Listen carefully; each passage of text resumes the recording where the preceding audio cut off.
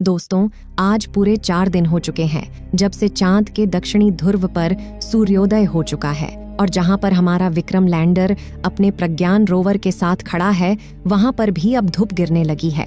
ऐसे में अब हर एक भारतीय के मन में एक ही सवाल है कि आखिर अभी हमारा चंद्रयान 3 किस हाल में है?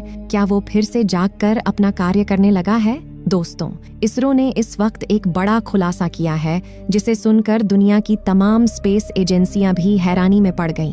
आखिर क्या है वो हैरान कर देने वाली बात जिसे इसरो ने कहा है? आइए दोस्तों, आज के इस वीडियो के माध्यम से मैं आपको पूरी जानकारी देती हूँ। लेकिन दोस्तों, इससे पहले आप हमारे चंद्रयान 3 के फिर से जागने की दुआएं कमेंट बॉक्स में जरूर करना और इसी तरह की इंफॉर्मेटिव वीडियोस के लिए हमारे चैनल को सब्सक्राइब जरूर करना। दोस्तों, आज 4 दिन बाद भी इसरो की ओर से हमें इस बात की कोई जानकारी नहीं मिल रही है कि आखिर हमारा चंद्रयान 3 अभी किस हाल में है। क्या अब चंद्रयान 3 फिर से कभी नहीं जागने वाला?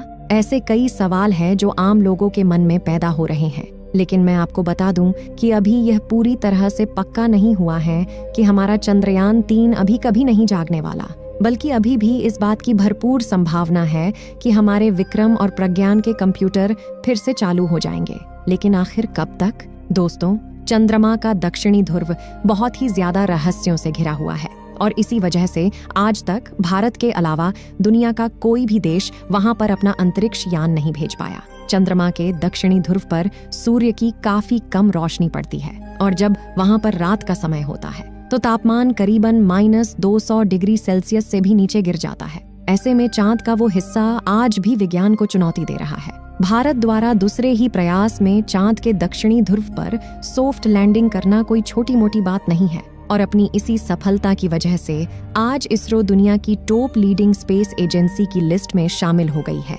और जहां तक बात हो चंद्रयान 3 की, तो इसरो ने पहले ही उसके मिशन की अवधि 15 दिनों की तय कर दी थी। ऐसे में अब इसरो का मिशन चंद्रयान 3 पूरी तरह से सफल मिशन है, चाहे वो फिर से ऑन हो या नहीं। लेकिन अगर अब भी चंद्रयान 3 मिशन फिर से काम करना शुरू कर देता है तो इसरो और कई ऐसी चीजों की जानकारी निकाल सकता है जो वैज्ञानिकों को चांद को समझने में और ज्यादा मदद करेगी।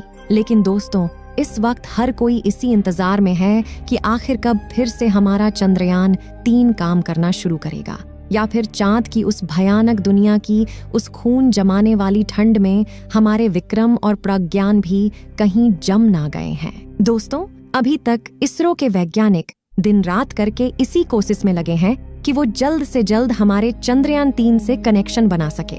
लेकिन निराश कर देने वाली बात यह है कि पूरे 4 दिनों बाद भी वैज्ञानिक इस बात का पता लगाने में कामयाब नहीं हो पाए कि हमारे विक्रम और प्रज्ञान जिंदा है भी या नहीं।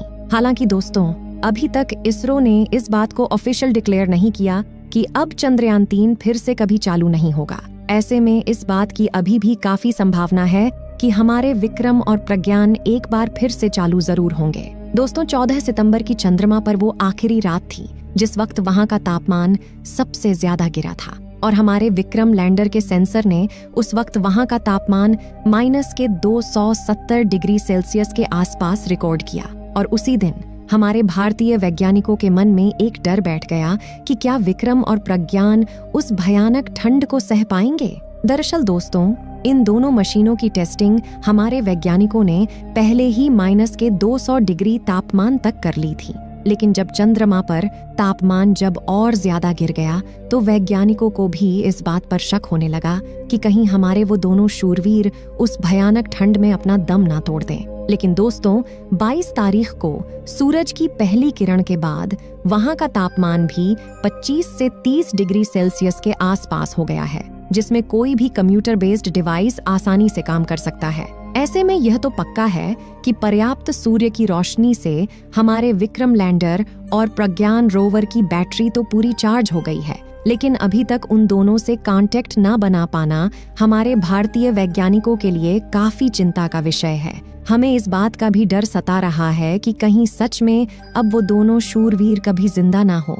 लेकिन दोस्तों, अपने 15 दिनों की अवधि में ही उन्होंने चांद की उस अंधेरी दुनिया के ऐसे कई रहस्यों से पर्दा उठा दिया जो आज तक बड़ी बड़ी स्पेस एजेंसी भी नहीं कर पाई। दोस्तों, आपको बता दे कि जब आखिरी बार हमारे प्रज्ञान और विक्रम ने पृथ्वी पर जानकारी भेजी तो उसमें वैज्ञानिकों को पता चला कि चंद्रमा की धरती पर सल्फर भी काफी मात्रा में मौजूद है और सल्फर वो तत्व है जो वैज्ञानिक कार्यों के लिए सबसे ज्यादा काम में आ सकता है। लेकिन जैसे ही ये जानकारी भारतीय वैज्ञानिकों तक पहुंची तब तक चंद्रमा पर रात होने का समय हो गया।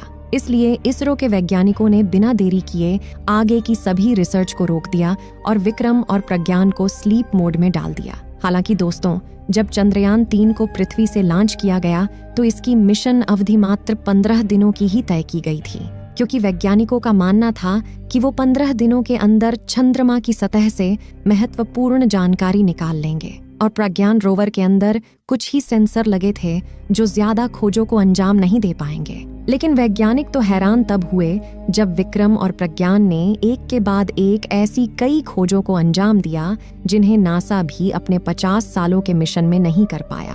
अब अगर हमारा चंद्रयान 3 फिर से जिंदा नहीं भी होता है तो भी इसका मून एक्सप्लोरेशन में योगदान बहुत ज्यादा होने वाला है। इसके आगे की खोजें भी बहुत जल्द हमारे वैज्ञानिक चंद्रयान 4 के माध्यम से अंजाम जरूर देंगे। दोस्तों, बेहद कम तापमान की वजह से इस बात के भी ज्यादा चांस है कि उन दोनों की बैटरी में कोई खराबी आ गई हो। लेकिन हमारे वैज्ञानिकों का कहना है कि उन्होंने इसकी बैटरी में काफी ज्यादा एडवांस टेक्नोलॉजी का इस्तेमाल किया है जिससे वो इतनी आसानी से खराब नहीं होने वाली।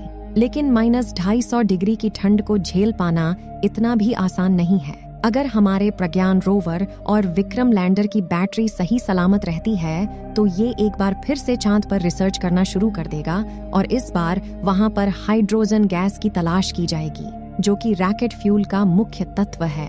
दोस्तों, इस वक्त जो तस्वीर आप लोग अपने मोबाइल फोन पर देख रहे हैं, यह तस्वीर विक्रम लैंडर की है जिसे हमारे प्रज्ञान रोवर ने अपने हाई रेजोल्यूशन कैमरा द्वारा कैप्चर किया है। आपको बता दें कि यह तस्वीर उस समय की है जब चांद पर रात होने वाली थी और रोवर वापस लैंडर में जा रहा था।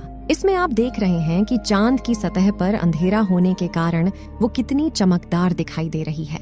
जिस समय चंद्रयान का प्रज्ञान रोवर चांद पर रिसर्च कर रहा था तो उस वक्त चांद का तापमान 20 से 35 डिग्री सेल्सियस के बीच था। ऐसी कंडीशन में रोवर को जितना समय मिल पाया उसने कई सारे तत्वों की खोज की और वहां के तापमान की जानकारी को वैज्ञानिकों तक भेजा और साथ ही वहां के प्लाज्मा रेडिएशन के बारे में भी स्टडी करके विक्रम लैंडर को जानकारी दी। लेकिन दोस्तों, इस वक्त सभी की निगाहें टिकी हैं तो वो सिर्फ इस पर कि कब इसरो के वैज्ञानिक यह कहे कि हमने विक्रम से अपना कनेक्शन बना लिया है। दोस्तों, ऐसे तो हमें अपने भारतीय वैज्ञानिकों की काबिलियत पर पूरा विश्वास है कि वो किसी भी तरह से एक बार फिर से विक्रम लैंडर और प्रज्ञान रोवर से अपना संपर्क बना लेंगे। लेकिन जब बात -250 डिग्री सेल्सियस तापमान की होती है तो अभी भी हमारे दांत कांपने लगते हैं। ऐसे में वैज्ञानिकों में इस बात का डर भी छाया हुआ है कि कहीं इस खतरनाक ठंड में प्रज्ञान रोवर का कंप्यूटर सिस्टम फेल ना हो गया हो, क्योंकि दोस्तों -200 डिग्री तापमान के बाद कंप्यूटर में लगी चिप्स में भी दरारें पड़ने लगती हैं। ऐसे में हमें इस बात की कोई जानकारी नहीं है कि हमारा प्रज्ञान रोवर फिर से जिंदा होगा या नहीं, लेकिन इस बात पर हमें पूरा यकीन है कि इसरो के वैज्ञानिक तब तक हार नहीं मानेंगे जब तक उन्हें विक्रम और प्रज्ञान का कोई सबूत नहीं मिल जाता है, क्योंकि उन्होंने चंद्रयान 2 को भी ढूंढने के लिए 2 महीने तक लगातार मेहनत की थी। तो दोस्तों, आशा करते हैं कि हम एक बार फिर से चंद्रयान से संपर्क बनाने में जरूर कामयाब होंगे। लेकिन उसने आज तक जो भी रिसर्च की वो भी हमारे बेहद मूल्यवान है। अब आप कमेंट बॉक्स में चंद्रयान 3 के इस छोटे से जीवन काल का शुक्रिया जरूर अदा करना जिसने हमें चंद्रमा को नजदीक से दिखाया। ऐसे ही अंतरिक्ष जगत से जुड़े तमाम वीडियो पाने